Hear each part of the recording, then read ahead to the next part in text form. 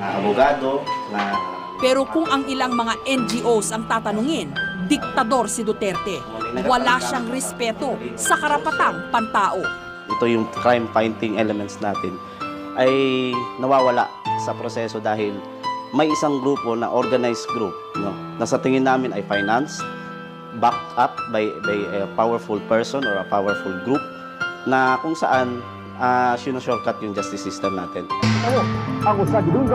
Sa huling bilang ng case o ng Coalition Against Summary Executions, isang NGO sa Davao, 228 na ang napatay ng Davao Death Squad, ang grupo ng mga vigilante na di umano'y konektado kay Duterte.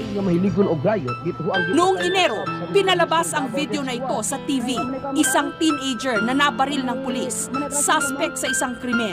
Kitang-kitang walang ginawa ang pulis habang nalagutan ito ng hininga. Pero that person na naghihingalo, bakit hindi nga daw tinakbo? Kaya nga, I don't know, but you have to ask the police for that. But my order really is lahat ng itong life-threatening situation, it must be handled by 911. Tindera ng gulay si Aling Clarita. 3 sa 8 niyang anak ang di manoy napatay ng death squad. Si Richard, 18 years old, inakusahan ng rape. Si Christopher, 16 years old, tumakas sa drug rehab.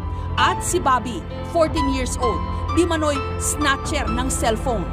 Mayroon naman tayong due process of law. Bakit hindi na dinidaan sa ganyan?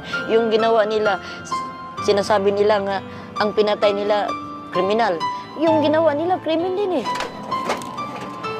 Pulis pa raw mismo ang nagbanta kay Aling Clarita na iisa-isahin ang kanyang mga anak. Mismo yung pulis na officer nila dyan sa San Pedro, siya mismo ang nagsabi sa akin na lahat daw ng mga anak ko, Alia brother, nasa kanyang lista. Hanggang ngayon, walang nakakasuhan sa pagkamatay ng 3 niyang anak. Walang gustong tumestigo. Lahat daw natatakot.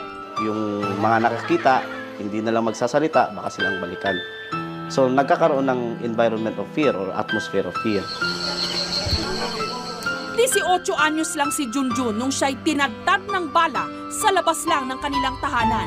Saksi raw kasi siya sa pagpatay di mano ng death squad sa isang gang leader.